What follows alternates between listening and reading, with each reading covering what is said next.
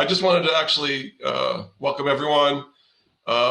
Just to remind you about the agenda after we do these quick introductions and hand it off to David. He's going to go for about 30 minutes. Then we're going to have about another 20 minutes for an Ask Me Anything question session with David. And actually, if something comes up while he's speaking where you have a question, if you go to the chat panel, there's a separate Q&A section in the chat panel. Go in there and put your questions in there now as they come up. And then we'll get to them when we get to the AMA after David finishes speaking. And we should be around 5 o'clock or a few minutes before finish that, and then we'll do a raffle. So if you're interested in getting the book and or getting the free registration for the workshop with David on 420 associated with the CMX Spark event, you'll want to stick around for that because you have to be here to win that. And and then we'll wrap it up. So that's kind of the plan. And I just wanted to say, just acknowledge that Silicon Valley, we haven't been that active recently, but I think as we're starting to look toward hopefully coming out of this pandemic, Silicon Valley folks can look to see some ideas from us. And like I said, we might just follow the book format. And David, I know, will have a slew of speakers for us for each of the chapters that we can kind of like reach out to. So that'll be easy. Really looking forward to hearing more from David about this. I mean, for me personally, I'll just say, I wish this book had existed when I got started in doing this work.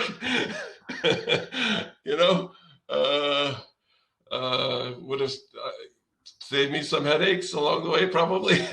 But I think it's really great, and at least we've got it now. And I'm really looking forward to hear David talk. And I think I'll just turn over to Jeffrey with that to welcome his chapter. Yeah. So very quick, my name is Jeffrey Rowe. Hello to all of our attendees from the Silicon Valley chapter, and welcome back to any of our attendees from the Austin chapter. My name is Jeffrey Rowe. I'm a senior community manager at Khoros. So for anyone who's been working in the community industry for quite some time, you might be familiar with old company names like Spreadfast and Lithium. Put those two together, and now you've got Khoros. I've been a chapter host for the Austin chapter for about the past 2 years, and really excited to be teaming up with the Silicon Valley chapter to host this event tonight. It feels like a long time coming, but it also feels like the perfect time to really be talking about this exciting book that David's published, especially with just the sheer proliferation of resources and opportunities there are for community professionals right now. It's really exciting to be sort of capping that off with this piece of writing. So thanks for having me, Ben, and really looking forward to our AMA. Just one last logistic thing, David. We'll probably DM you at like 5 minutes end of your time, just as a time check for you, so you don't if that would be helpful to you.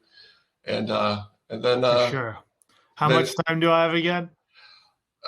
You have 33 minutes at this very moment. 33. All right. You have until 4:40.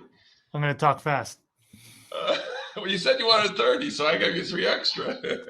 It's usually 45. I've had to cut some stuff. We'll see if you go a little bit, you could actually go to 4:45 if you need to. It's all good. All right. Good. I want to leave some time for chatting with everyone here. Sounds good. So we're going to drop off and let you take the show. All right. You're all set. You've got your screen sharing if you need it and everything. Yeah, let me pull that up.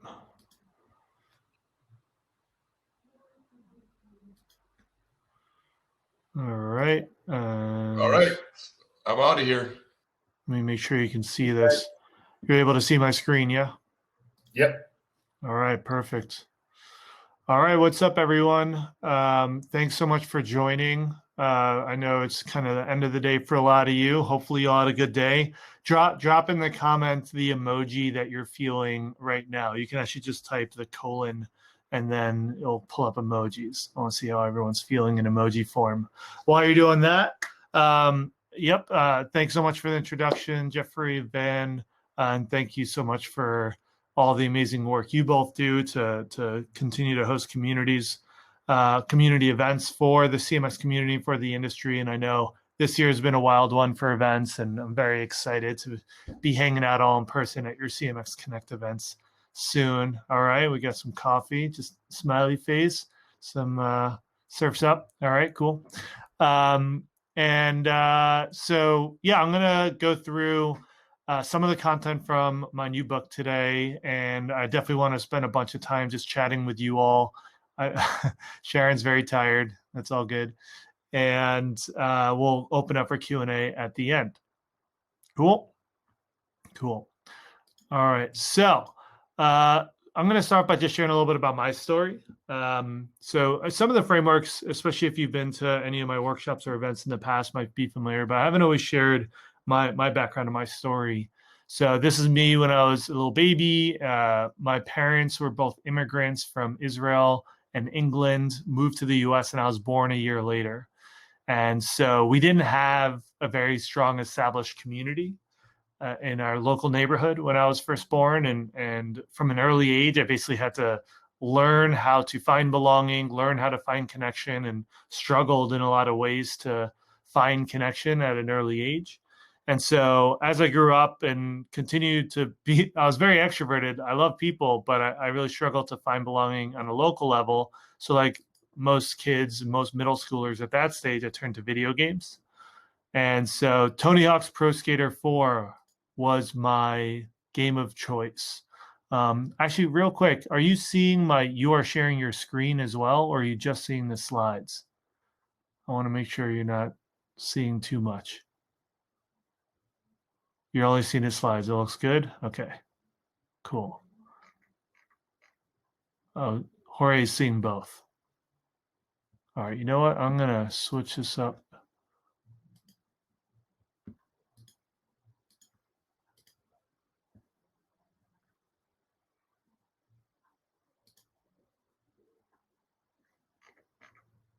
Both is fine. Okay, I'm just going to keep rolling then. So yeah, I turned to video games. Tony Hawk's Pro Skater 4 was like the game I became very obsessed with, and I was playing it for hours every day. Became really good at the game. Ended up co-founding a clan on the game, and we became very good. And we launched a website and a forum, and that became one of the largest communities online for Tony Hawk's Pro Skater 4.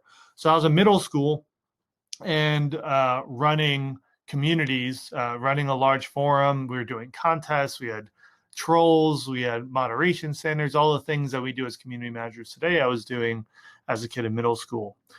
And so that kind of turned me on to the power of technology to connect people. I found a sense of connection and community through that and became an early adopter of every tool I could get my hands on, and eventually turned that into a career in community. My very first job was a community manager right out of college. I helped establish the first community management and social media course in my college. This was like 14 years ago now. And eventually I became the director of community for a company called Zarly. Zarly was a marketplace where you can put up things that you want to buy and people could respond with offers. And I was charged with like building up our seller community. And so I joined. I was very young. I was very ambitious. Just a few years out of college, I was managing a team of 5 people, but I really didn't know exactly what I was doing. I was just like, cool, I'll come build a community and this will be great. And we started hosting events. We started launching online communities, power user programs. We launched in 15 different cities with local ambassador programs. And we had a pretty great community going. But it wasn't clear how that was adding up into actual business value. And so we just kept building community, and adding more things and adding more programs. Meanwhile, our product actually was struggling a lot, and we didn't end up really finding product market fit. People weren't sticking on the platform, even though we were dumping millions of dollars into marketing and growth. We had tons of funding. We were like the darling of Silicon Valley for that year. And so I just tried to keep doing more and more and more and engage more and more and more, and eventually just completely burned out. There are a bunch of challenges at this company, both culturally and with the product. But for me as a young community manager, I didn't really know how to set really clear goals, how to set clear expectations for community, and how to tie community back to business value. And I ended up getting fired from this job, which was like hugely devastating for me early on in my career. I lost all confidence in myself. I didn't do any work for 3 months after that. It's like went into a deep depression. And it took me a while to pick myself back up and start working with companies, building community again, and ended up getting to do that and doing consulting with a lot of different companies. And they were all thrilled with the work I was doing. So I was like, okay, I'm not really shitty at this. So I built my confidence back up. But it was a really rough experience that taught me a ton, and ultimately is what led me to start CMX. And a big part of the reason I ended up writing this book is to make sure that other community teams, other community professionals don't run into the same kinds of problems, because this is a huge issue in our industry still today. Only 12% of community teams feel confident in their ability to quantify the business value of their community. This is based on the recent research we did on the CMX Community Industry Report. So it's a pretty staggering number. When I saw this, there's a ton of really great stats. I'll share a few about like how exciting the industry is right now, and yet we still are really struggling to prove the value of our community. And so, yeah, that experience was really hard. That ultimately is what inspired the work I did to launch CMX. And so CMX started in 2014. This is a shot from the very first event. I think maybe a couple of you were at this first event in 2014, had a very weird haircut and didn't really know how to dress for a conference. But the idea was, what if we threw a really great premium conference for the community industry as a way to help legitimize the industry, bring it more credibility, and to bring all the people together who are doing this work so we can learn from each other, teach each other, see what other companies are doing, and give community professionals a sense of belonging. Because at that time, most people thought they were the only ones who did that work. They didn't know other community professionals. It was still a very nascent industry. There were definitely a few communities, but no really major conferences. There was the Leadership Summit in the open source space, but nothing focused very specifically on like branded communities. So we launched CMX Summit, and we had 300 people come out that first event, and it was a huge hit. People arrived and realized that they were surrounded by people like them and felt like people understood the work that they were doing for the first time. And so it grew from there into, we did events in New York. This was our event in Williamsburg. This was another event we did in San Francisco. It continued to grow. If you've ever been to a CMX Summit, drop a comment here. I'm curious how many of you have actually been to a CMX Summit. Continue to grow. This is in LA. We hosted a conference in LA in 2018. All the way to 2019, our last in-person event, we had over 1,000 people come to that event. And then our last event ended up being virtual, and that event had over 5,000 people RSVP. So pretty amazing to see the CMX community and how it's grown, and that aligns with how the community industry has grown. Awesome. It's advancement to everyone. Have you been to the first one? There's only a few people who have been to everyone, so that's a very big honor. What's up, Shana? Good to see you here. So it's been really cool to see the community industry really grow, and CMX continue to grow with it as more people got into this industry. That ultimately led to CMX being acquired by Bevy in 2019. Bevy is a platform that you're using right now that powers community event programs for companies like Salesforce and Google and Twitch. And so now we've teamed up to try to advance the community industry. And that's really been kind of the core focus of my entire career over the last 13 years is how do I work to support community professionals, help them be more successful and advance the community industry, which brings us to today.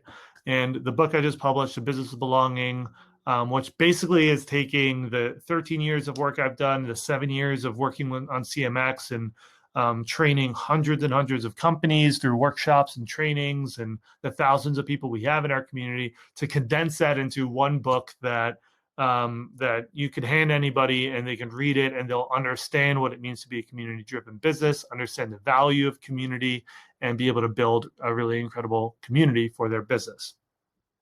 And so I'm going to walk you through some of the high-level concepts from the book, kind of like a crash course in it. Of course, you can go 1,000 times deeper by reading the book itself. but this will hopefully give you a good overview and give you a lot of really good frameworks and tools that you can apply to your own communities and your own business. All right. So first off, I think it's really important that we define the difference between or what it means for a business to actually invest in community, because we use this term community to describe everything from our family to our friends to our where we work. It's just a term that's used very liberally, very broadly.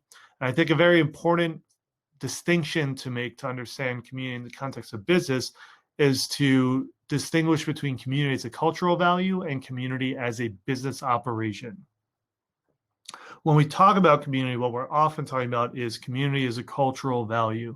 And we're all pretty familiar with what community is as a cultural value or as an emotion, a sense of community. It's that feeling of belonging. It's that feeling of being a part of a group and being accepted, a feeling of just connecting with other people around a passion, of feeling seen, of feeling safe. And this is why we all do this work. This is the fundamentals of this work. None of the things that we want to do in community strategy will work without a true sense of community at the foundation. But this is just this is the emotion. This is the cultural value. As a company, you can believe in community, but to actually invest in community as a business operation takes that feeling, that emotion, and turns it into a program, a practice, an operation that's helping you achieve a goal and something that you can actually scale. And so a very simple way to understand what it means for a business to build community is to distinguish it between community and an audience. And I like to explain it as, to build an audience, you help people. You create content, you create value, you entertain people, whatever it is you do that for them, they follow you, and you build up an audience. To build community, you help people help each other.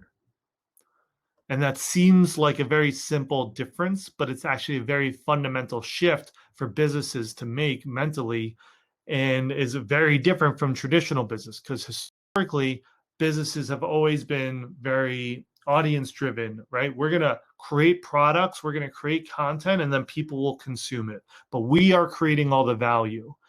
And a community driven business says we are not going to create all the value because there's so much untapped potential and value amongst all of you, our customers, our fans, our advocates, our audience.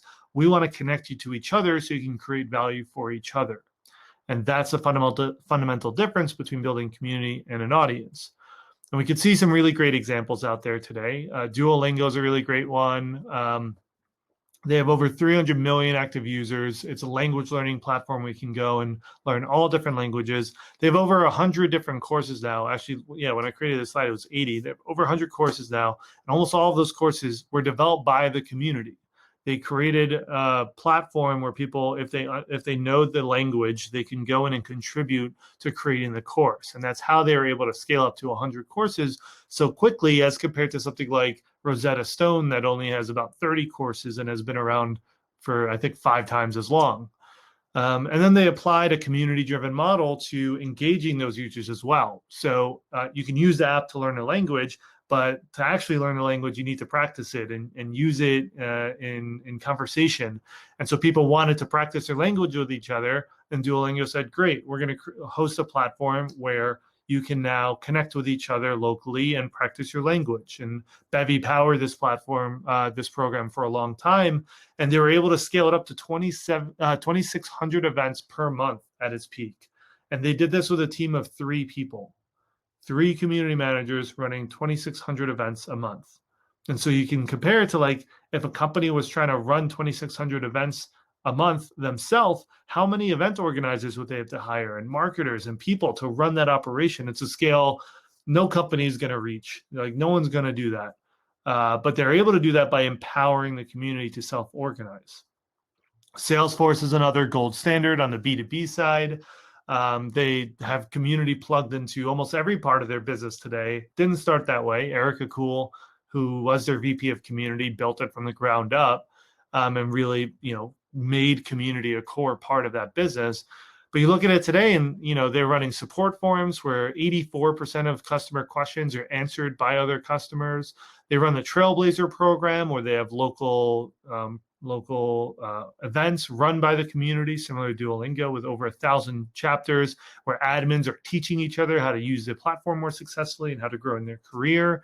And then there's Dreamforce, which everyone in Silicon Valley knows very well. It takes over the city in San Francisco, 170,000 attendees. But Salesforce just creates kind of like the core few stages and experiences. All the other experiences and events and everything that's going on is created by their partners and everyone in their community. So even that event is a community platform. And so you could think about, the traditional business as, a group of employees that are working together to create value, to create a product, to bring something to the world. And the fundamental shift for a business to go from a traditional business to a community-driven business is they tap into this collective network of customers, of ambassadors, of the people who want to be involved, and they give them the opportunity to contribute to what they're doing. And as a result, they see this compounding effect, this exponential scale, right? Because you start with 2 events, maybe 4 events, and you get the model down, you get a playbook down, or ambassadors or moderators in your community that are answering 5 questions, 10 questions. And once you get the model down, then the 2 events become 4, become 8, become 16, 32, 64, and so on, because you can repeat it indefinitely as long as you have people who are motivated to contribute. You're not limited by human capital when you can really tap into the collective power of your community. The other thing that's making more companies invest in community is that it's now becoming the one thing they can't copy. So you build this really incredible network of people who are contributing.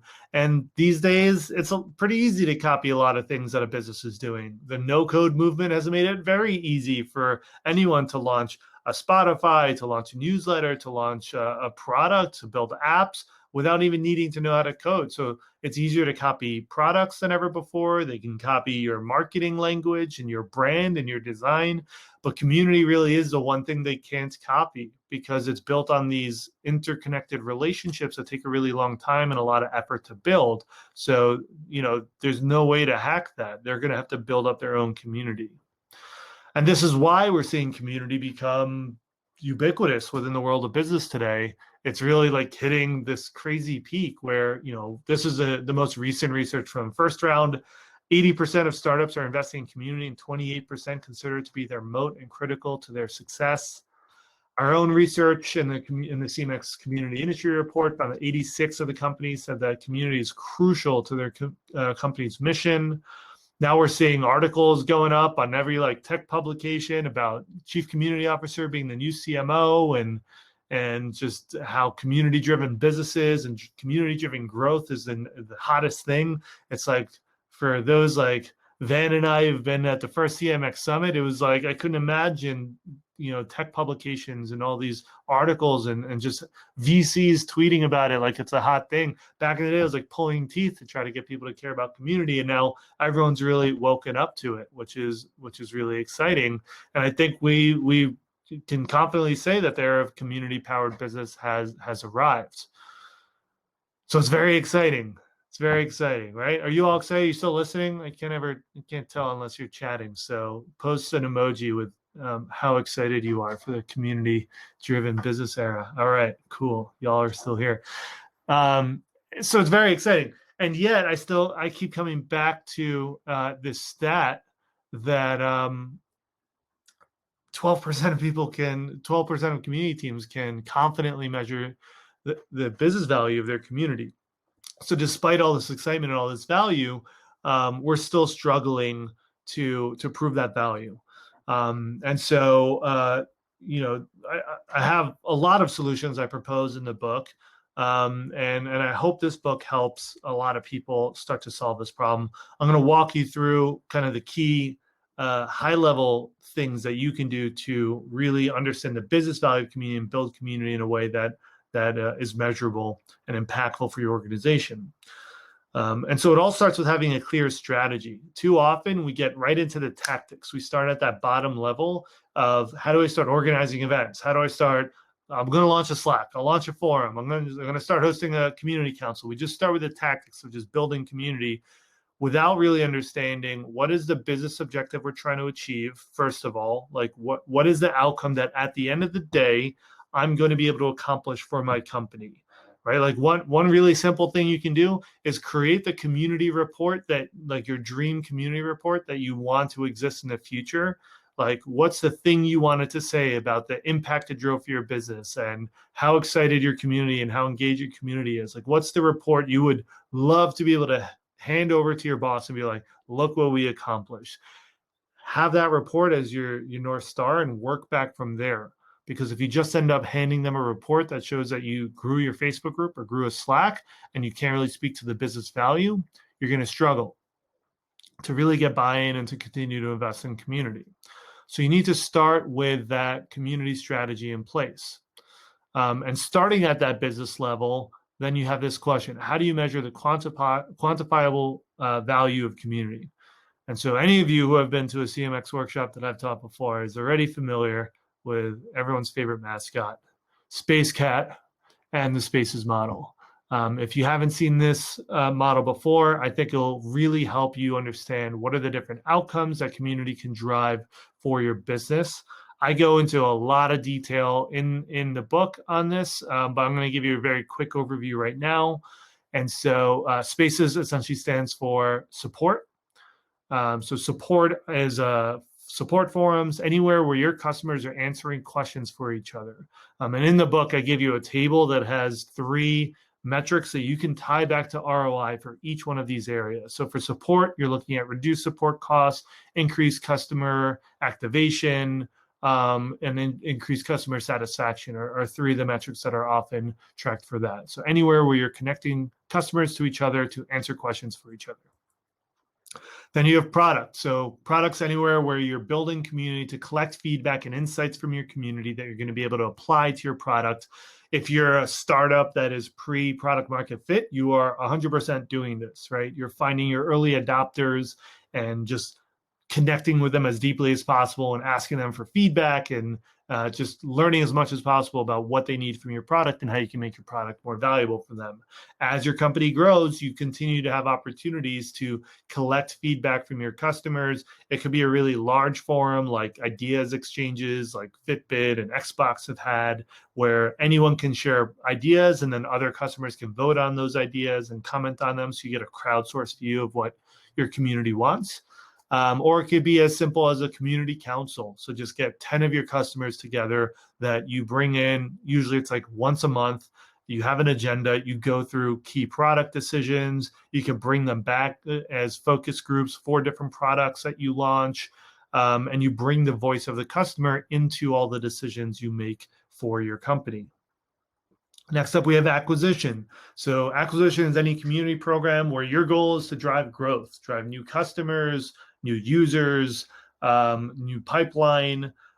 So it could be an ambassador program where you're empowering your customers to self-organize local events, or just be digital ambassadors, creating content that represents you online. It could be a forum that's just focused on the broader identity, like HubSpot, the CRM platform did with inbound.org when they were running that. You didn't have to be a HubSpot customer. You just had to be an inbound marketer, and you would come use their community, and that would lead you to learn about their product.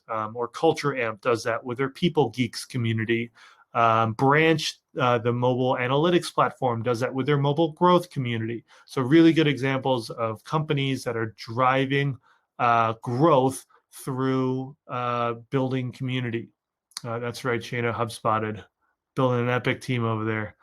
And so acquisition, you're going to look at the traditional acquisition kind of metrics: pipeline, new leads, opportunities, closed deals.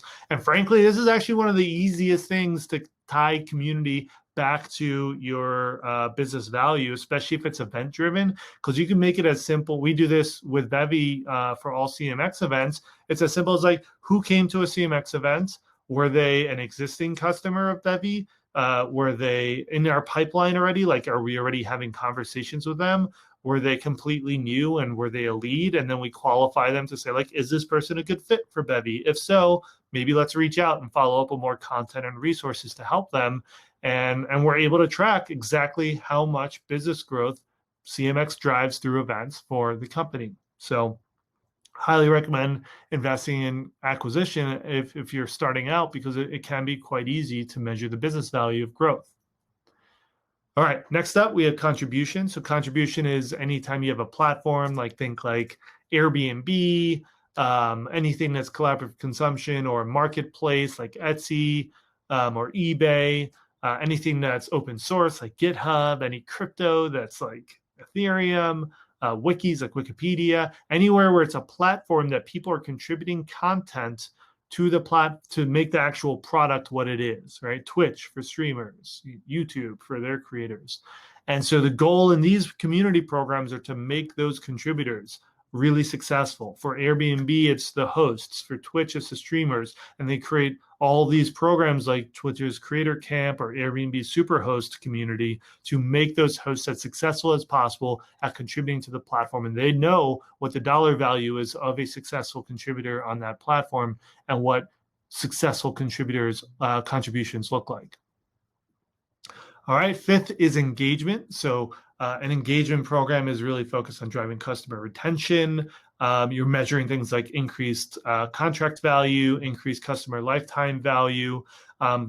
So one great example of this is Sephora's Beauty Insider community. So it's just a community for anyone who's passionate about beauty products, but they find that the people who participate in that community spend 2 times more than their average customer, and their power users spend 10 times more than their average customer. And so, it's a great way to engage your most loyal customers, keep them engaged, increase that customer loyalty, and you can measure that in their average lifetime value and average contract value. And finally, we have success. So we used to actually combine support and success into one, but they're different, right? Support is reactive. People have questions and you're making sure those questions are answered.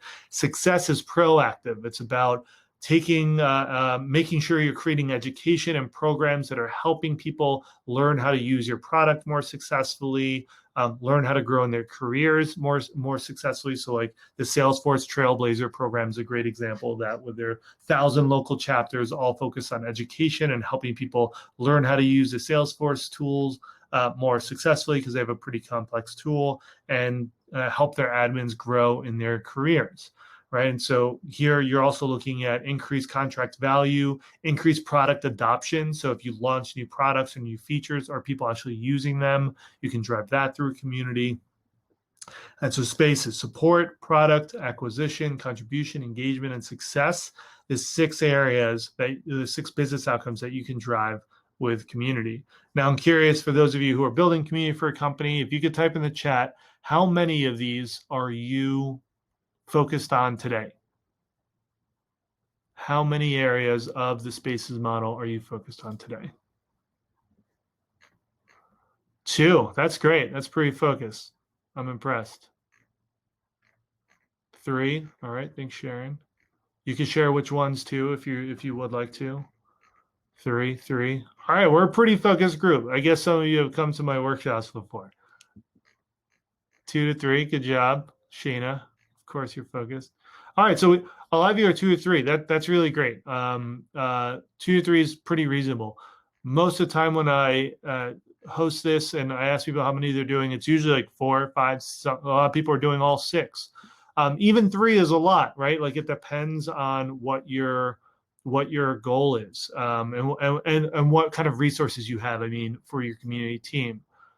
So we're gonna say thank you to Space Cat here for being our guide as always.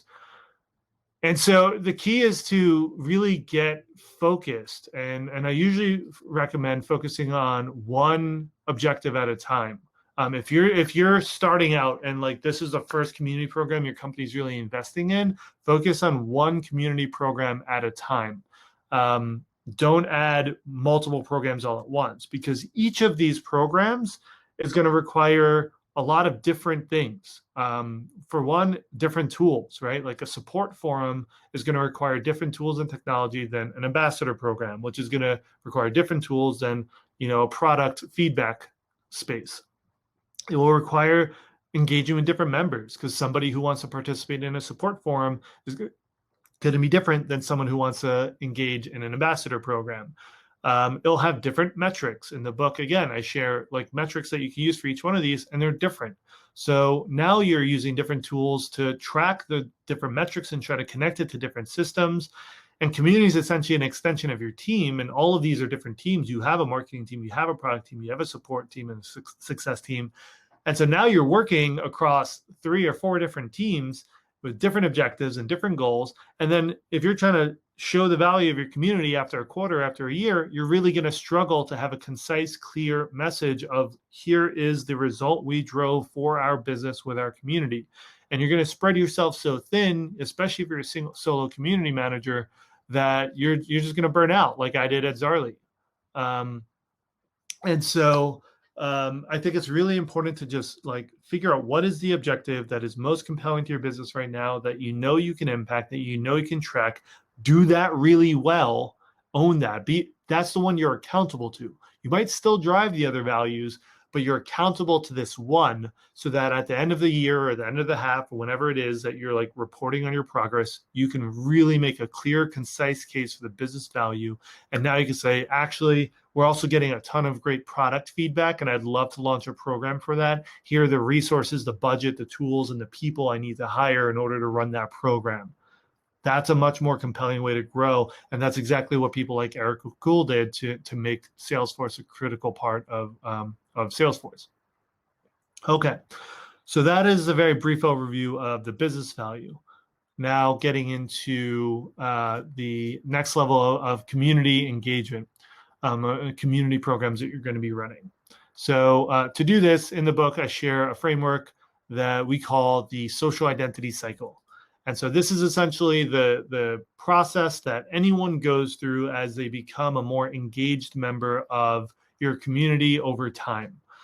So think about any community that you ever joined. It could be a club in school, right? You might have joined a Magic the Gathering club or something like that, right? And so at first you just loosely identify with the group, like, okay, I like Magic the Gathering, I like this game, and I identify with it, but you're not a member of the community yet. You don't connect with the people yet. But you show up and maybe you start participating. Maybe you sign up for an event, or if it's an online community, you just create your profile. Maybe you introduce yourself. And then hopefully you feel validated for that experience, right? You got a warm welcome from other members. You learned something. You had a good time. So you feel a sense of validation for your participation in the community. That's going to reinforce that identity and make you feel like, okay, like I do feel a little bit more like a member of this community. I do feel welcome here and safe here and like I belong.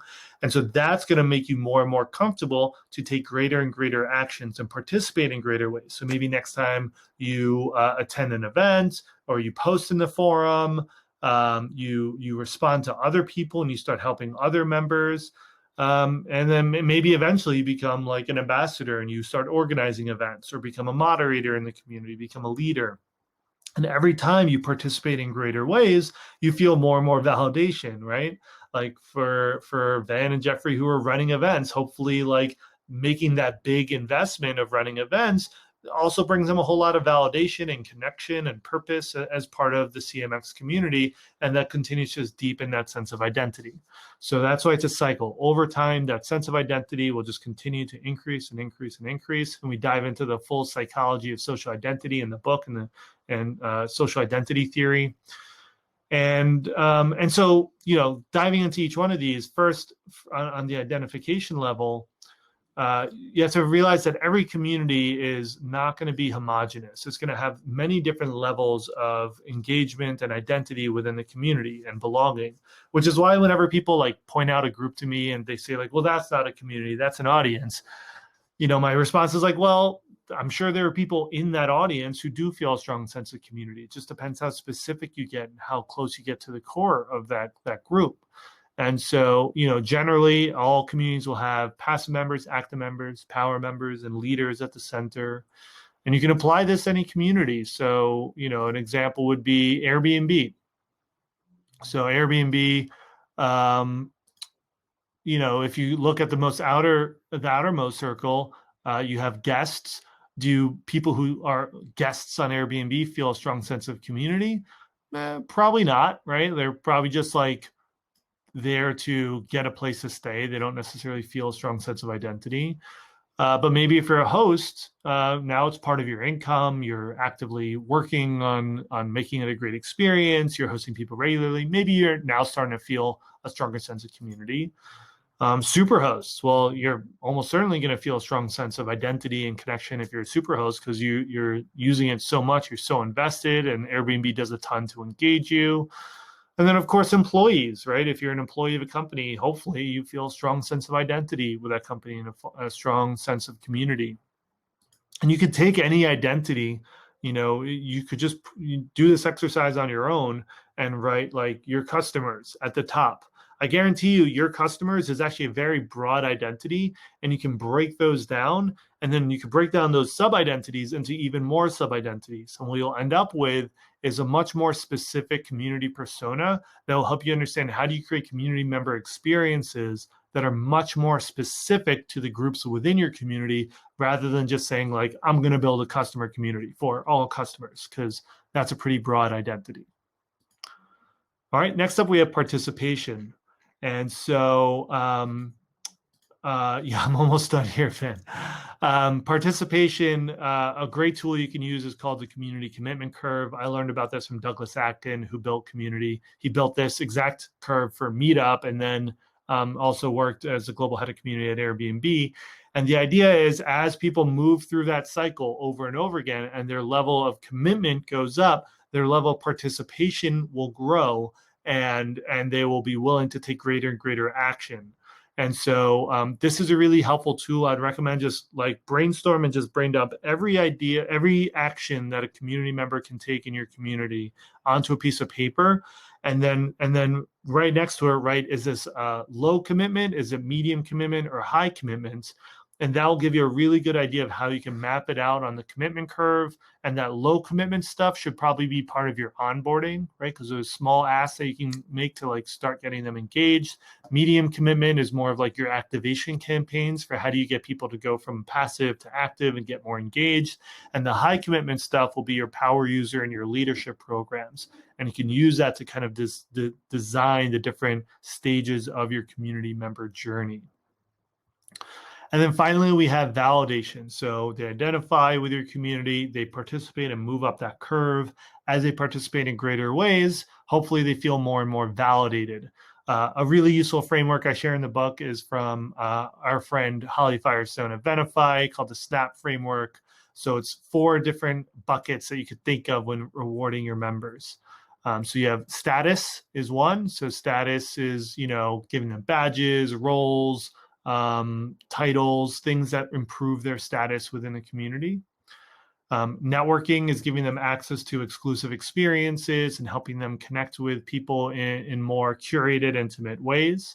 So reward them with those kinds of networking experiences. Access is, if you have a lot of customers and you have an opportunity to give them access to your product team and make them feel like they have a lot of influence over your product direction, or do a meet and greet with your CEO, that's a really valuable reward for customers that they're really going to value. And then perks, swag, benefits, discounts, anything like that are nice rewards that complement the intrinsic value that your community members have. You could complement that with these extrinsic rewards to make sure that they feel validated for their contributions to the community. All right, so yeah, plug in your questions because we're nearing the end here. Would love to open up to all your questions and hear from all of you. The last level here is tactical. I share a ton of very in the weeds, practical little tips and tricks that I've picked up over the last 13 years. I'm going to leave you with just 5 of my core keys for building community. 1, do things that don't scale. In the early days, this is what makes community special. Once it starts growing, then you need to start automating and creating repeatable processes. But in those early days, start small, always start small and intimate and as hands-on as possible, and do things that don't scale. 2 is to stay consistent. Show up at this, show up every day. If you have an online community, be there every day. If you have rituals, make sure it's, every week you're doing it at the same time. Keep showing up so that your members feel confident that you're going to keep showing up and being there for them. If you're doing a monthly event, make it like the same Tuesday like the first Tuesday of every month. So they never have to wonder if when the next event is. They know every month on the first Tuesday, there's going to be an event, so they can already plan on it. 3 is don't fear the crickets. Our biggest fear as community builders is often that like no one's going to show up to our birthday party. We're going to host an event and no one's going to show up. We're going to post in a forum and no one's going to respond. That's okay. Community is an ongoing experiment. You just have to keep trying new things and almost expect it to fail, because if it fails, great. You learn that didn't resonate and you can try something else. And sometimes all you need is one event or one post to really blow up, and it sparks incredible engagement in your community. So don't fear the crickets. Keep trying new things. 4 is to invest in DEI from day one. This is really critical. Community and DEI, diversity, equity, and inclusion, are inseparable, because when you create a community space, you get to choose who belongs and who doesn't, and you get to create your own little universe of what the norm is. And if you don't be intentional about who you're including and who you're making sure to welcome, then you're just going to replicate what exists in society. And we know for a fact at this point that there's systemic biases and racism and sexism and issues in society that do not make sure that people can feel really welcome. So invest in DEI from day one. Don't wait to do it later, because it can be a lot harder to invest in down the line if you don't already have that established as part of your culture. And finally, default to transparency. One of my favorite rules. Just like this is what community is built on. It's just transparency and trust. If you don't have an answer to something, just tell your community. If you're struggling with something, like some of the best engagement I've ever had in the community is when I tell them that I'm really stressed and overwhelmed and dealing with a lot of anxiety, and I'm just open and honest about it, and that gives them permission to do the same thing as well. All right. Whew. That's all I got for you. Business Belonging, you could order it now, get it on Amazon. Please, if you do order it, drop a review on Amazon, because that's a huge help. And that's all I got. Let's open up for some questions.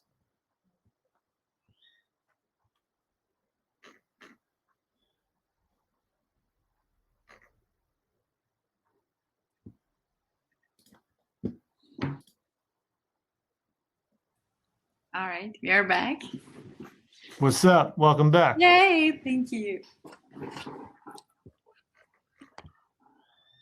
All right, man, are we doing raffle now or Q&A first? Tell you what, let's do a few questions when we get to 5, because that's when we said we do the raffle. We can do the raffle, and people can put some more questions in. We got some already, so yep. Sharon Rylander is, sorry if I got your name mispronounced, Sharon, but I'll just read this one out. Circa 2006, we had a thriving online community of approximately 50K. At a startup, we got acquired, our dream, but new management didn't believe in community and quickly pulled the plug. We didn't even get to say goodbye. Is that an outlier story or something you hear of often-ish? Yeah, that can happen, especially after an acquisition. I don't know if we can let people jump on video here as well, because we have a pretty intimate group. Yeah, I can. I think I can. Well. I can do that. Let me bring Sharon on. Yeah, give people permission. But yeah, I mean, I feel pretty fortunate with CMX. The acquisition went really smoothly. We were extremely thorough up front to make sure that we're aligned on values and what we expected from the community and what our goals were. And so, it's just. Especially in an acquisition, you're just going to have completely new leadership and new expectations and new goals and new objectives. And if there isn't a ton of care taken to really like align those things, especially for community programs, it can definitely happen. I've seen it happen a few times. You're muted, Sharon. Yeah. Sorry, thank you. Yeah, I was saying it was heartbreaking, and also I know that it's also made me very shy to really push community at other startups I've been at, and but this is actually helpful, just really going through the business steps, because any business leader, if there's a compelling enough business reason to keep something, they'll keep it, right? Then that's the bottom line, and that's the safety net. And so that's what I'm kind of ingesting right now, which is super helpful. So thank you. Awesome. Love it. I also wrote the book with the idea in mind that like I want it to be something that community professionals could just hand to their CMO and be like, just read this, you'll get it. So hopefully like I can help advocate through the book and help people get more buy-in that way. Thank you. Can I just do a follow-on to her question? Because a thing that I've seen is when you work with a part of a company that doesn't really understand community to do some community piece, it's like you kind of get to a certain plateau, like you establish these communities, and then they think it's done. And then they don't want to invest anymore. Yeah. What do you do then? Well, I mean, yeah, if it's like if they think that it's done, then have you really shown how it's driving sustainable growth, and are you pointing to how it's continuing to grow over time? Because trust me, you show a CMO that like, look, we were able to drive 100 leads this month. Last month it was 75. The month before is 50, and our plans to get to 500 by the end of the quarter. Here's our plan to do that. They're going to give you more budget and more buy-in and continue to invest in it. But if it's just limited to engagement, right, and you're just showing like, look, we have an engaged community, they're like, great, we have an engaged community, I guess we're done, right? Like, it's not pointing to anything that it's actually helping the business grow. And at the end of the day, that's what a business cares about. Are we continuing to grow? If it's not growing, it's dying. So in my particular use case, it was a well-being community inside of a company. It wasn't one that was generating revenues. Well, other than like indirectly the revenue of the increased productivity of the people because their well-being is better. But I guess we didn't come up with a good way to quantify that. So yeah. Go, Sharon. Follow-up question. So this made me think. So in the spirit of, again, at startups, budgets tend to do this a lot, right? And so do you have a sense for what's the runway you would want to protect to allow a community to get off the ground before it would be subject to this cycle? 12 months. That's kind of what I figured. Yeah, okay. Ideally, you're putting a plan together for 12 months. You break that down quarterly with the expectation that it can change quarter to quarter. If it's a startup, it might change week to week. But but I always try to have like an annual plan in place that we can like say like, here's where we're trying to get to. Here's the budget and the resources and our hiring plan, and just like have that all laid out. Even if it ends up being wrong, at least you have a plan that leadership can see like, great, you have a plan. You're thinking ahead about this. It's easy then for them to give, a thumbs up on it or push back on budget. And then you have a conversation about what's important or not. Like our CEO pushes back every time I ask for budgets. Like, have you negotiated this down? Like, why do we need this? And it's like, okay, great. Well, we'll have a conversation about it, but at least we have a plan in place. Did you want to ask your follow-up question on transparency, Sharon, while you're here? Sure. So this goes to like once you've got your community and you're there, if you have the luxury of working at a company that is basically their engineering has been done reasonably well and the business itself runs reasonably well, then you're pretty safe in terms of transparency.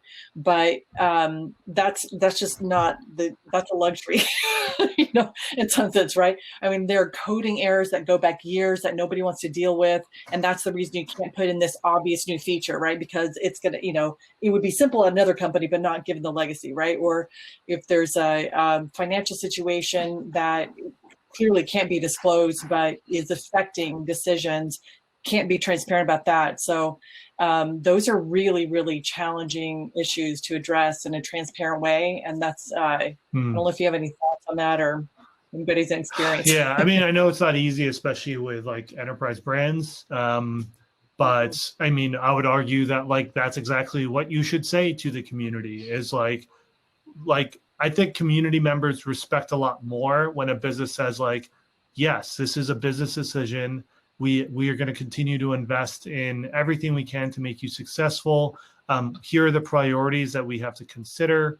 And, while we can't get to this now, here's when we plan on getting to it, or we think we can do it in the future. Or like, frankly, we're not going to be able to get to this because it's not aligning with our business objectives. I think customers, community members respect that a lot more than the skirting around it and not answering and just leaving them hanging because, then they don't know. Like, they'll trust you if you just be honest with them. We got one Easier more, said than done. I know. one but- more question in the chat. Elsbeta is asking, we're a team of 15 engineers with no community function just yet. What can we do to embed the community-centric mindset within the team? Yeah, it's a good question. I mean, every company starts with a community mentality, because in the very early days, you have to get early adopters when your product doesn't exist yet, or it's so shitty that no one wants to use it. It's people that you've built relationships with and got them engaged. And so your team probably already did that at one point. And I would just have that same mentality of like, how do you stay really close to the ground? How do you stay hands-on? How do you do things that don't scale and build relationships? That's all it takes to build community, honestly. It's like giving people your time and your energy and being transparent and open and honest with them. So, I'm not sure what your company is, but again, I would like understand what is the objective that you're trying to achieve as a company. So if it's getting product feedback or trying to grow more or, improve customer success, think about what that objective is. And then just like literally get on the phone and start talking to people and building relationships and connecting with the humans. And then community starts to kind of make sense and like form on its own after that. After you talk to 10 people and build relationships, you can bring them together in a Slack group or start hosting a monthly chat with all of them in like a council. It's like really quite simple. It's just a matter of putting in the time and energy to invest in people. And give them all my book. They'll give them the mindset. Say by 15 copies. 15 copies. All right, guys. You want to do I don't see any more questions. I want to throw one in from the ones that Anne Marie shared with us, because I am curious what you edited out of this book. Like what can we expect in the follow-up book, or why, or else why wasn't it something that was important? Yeah, Van, I like wrote like 3 drafts of this book before I even like got the book deal, and then I scrapped all those drafts and I just wrote a whole new one, and then I was like flip-flopping on what I wanted this book to be.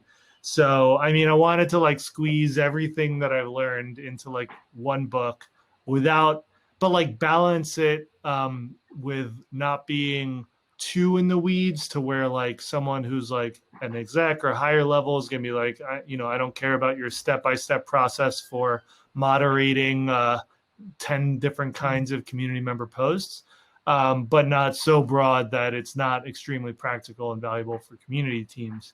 So I think I just ended up cutting things that were a little more in the weeds of like exactly how to structure your community team and like a community manager's career path and, just some of the more kind of like operational stuff. So maybe there's a book on community operations, which I've been geeking out a lot on lately. And I think that's like a massive, massive trend we're going to see both in terms of technology. We're already seeing like Common Room that just launched and raised $50 million out of stealth. And all they're doing is like community operations and automating processes and CRM. Like we're going to see a huge amount of products being built that help community teams scale up their operations and track data. And I think community teams need to get much better at managing operations to like make this stuff more repeatable, process driven, and organized so that they're not spreading themselves thin and burning out as well. Cool. Yeah. On that note, do you have any current recommendations? I know you guys always put out your annual or almost annual report on community platforms. So we haven't done it since like 2017 because it's been a while. I'm glad you think it's annual though. That's good. That means our content, it still gets downloads. But that is actually literally the report we're working on next right now. So very excited to get that out because there's like a renaissance of community tools. And, there's like the shots of like, here's like 300 tools and logos, which I think can just kind of be overwhelming for people. So we're building the guide in a way that will hopefully help you like actually sort through and find the tools that are going to be most relevant for you. A couple quick shout outs. Orbit is a really cool tool I just learned about, ORBIIT. They like automate one-on-one introductions between community members and like give you some really interesting data on how those conversations went and how they're going. That's a really cool one. Common Room and Orbit with one eye, I guess it's a popular name. Ahoy, Connect, and ComSoar are 4 tools that are all doing like CRM kind of community data CRM tools. And then on the front end, I like Circle is really cool for community building. Disciples doing some cool stuff. Of course, shout out to like the enterprise platforms that have been like doing this for a long time and actually know what they're doing, like, you know, Higher Logic and Vanilla and Fluitive and all those tools. So, you know, I think the expertise that those tools have are really helping a lot of companies today too. And Chorus. So what I propose is the original OG. Oh, sorry. There's one more question, actually. Well, what I would propose is that you go ahead and bring up the raffle because it takes you a little bit of time to bring it up. So why don't you do that while David answers this question? Okay, sounds good. I feel like during the pandemic, community members have reduced their engagement. It has been demotivating at times for community organizers. What can we do to get them more involved?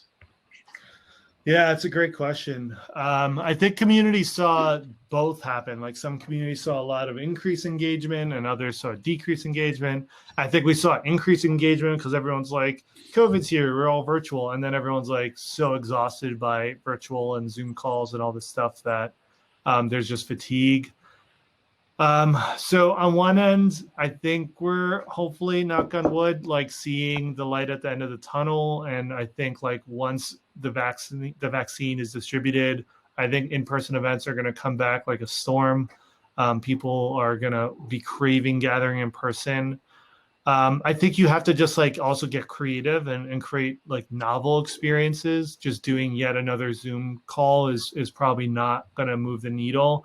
So getting creative and different activations and different ways of engaging people, doing more intimate group stuff is helpful instead of like just another big forum, like curating, like I'm going to choose 10 people who are really good for a conversation and organize a very intimate call for those people. That can be very effective. So like, I mean, look, like community is an ongoing experiment. You have to keep innovating and evolving, even in a regular time without COVID. Like communities go stale, the world changes and people's needs change. So you have to keep innovating and just trying new things and experimenting to keep it fresh and alive. Well said. All right, are we ready for the raffle? Yes. Yeah, so the first winner will be for a copy of David's book. Okay. So this is, Van, do you have the book? Do you want to show up the book? We're raffling off one of these bad boys. Yeah. All right. Okay. Let's do it. So if you this is all attendees, or this is everyone that's here? Yes, this is everyone who registered on Silicon Valley and Austin chapters. So if you registered, your name should be here. Cool. Okay. Oh, yeah. Are you ready?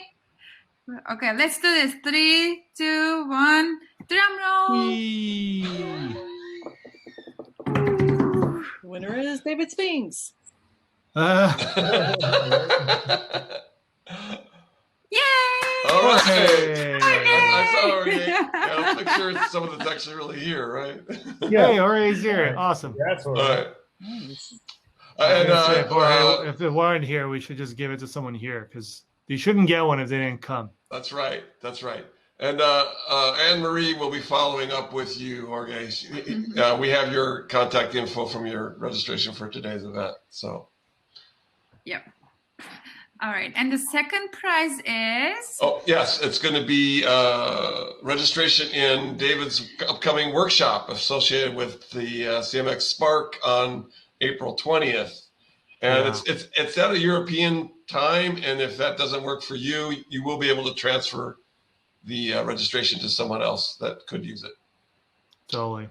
Let all your European friends know about CMX Spark. It's our first conference in the EMEA region, and very excited to get that off the ground and help the community industry there grow. So that's coming up on April 20th. Yeah. Yay. Awesome. There is also the book, right? Book and workshop together. They get the book as well as the workshop. Like the book comes with the workshop. All right. Okay. So let's do this. 3, 2, 1.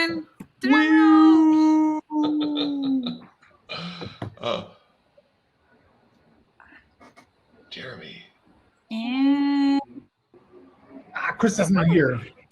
Chris is not here. She's not here. Oh, She's on my team. have to roll again. Okay, we have to roll again? Yeah. Okay, sounds good. Oh, we're rolling Okay. again. Just a fun fact. This actual Wheel of Names tool was developed by Martin Omander at Google for our Google developer groups to do raffles at their events. wow. That's awesome. Yeah, and Martin is my previous manager at Google, and whenever an event uses Oh, this you tool, should- I tell them, oh, my manager wrote this. Okay, well, you can spin it. You can spin it. I was just trying to give something to talk about while you were Okay, all right, okay. Sounds good. Let's do it. 3, 2, 1, yes.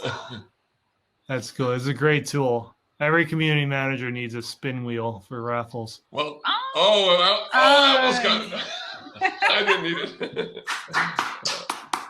Is Vivian here? Some of these are from Austin, though, right? You said. So maybe they attended already.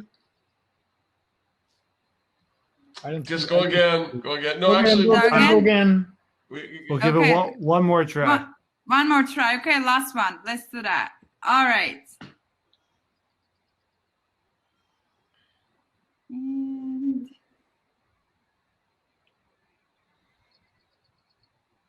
Oh, okay. Bill, I'm gonna. who's closest to Bill? That's just say who's closest to Bill. That's you. it Yeah, was no. Barbara. Or yeah. Oh well, no, but yeah, Miss Barbara, no, not Anne Marie, Chloe, Looks not like, David. It looked Hey, like Is it Hans? Alzbeta. Alzbeta asked a Ezra? question too, so Yeah. it looks Alzbeta, like are you still here? It doesn't Oh, look no. like she's still here, but she definitely asked a question earlier. Yeah, And she's she and she and they were here, so let's Yeah. we'll give it to All Alzbeta. right. Let's make it count. Congrats, Elvita. All right, Awesome. Okay. All right. Thank you. I realized I should have been off video a long time ago. Oh, So, baby. no, everyone. I wish everyone was on. Yeah, Yeah, we actually could turn everybody on now to say goodbye if they want. It'd be fun. Actually, I will do that.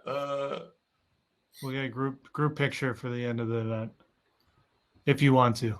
Yeah, actually, you Everyone just drops out. if you don't want to, you can actually turn it off. But I'm trying to give I don't know if there's do everyone at once.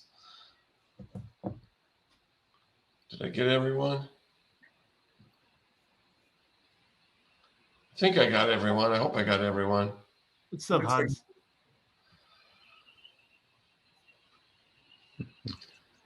All right. Chat me if you Okay. didn't get in. Everyone get ready for a group picture. Yeah. Should we do a funny face? Just do your favorite emoji. The crying one. All right, we got everyone?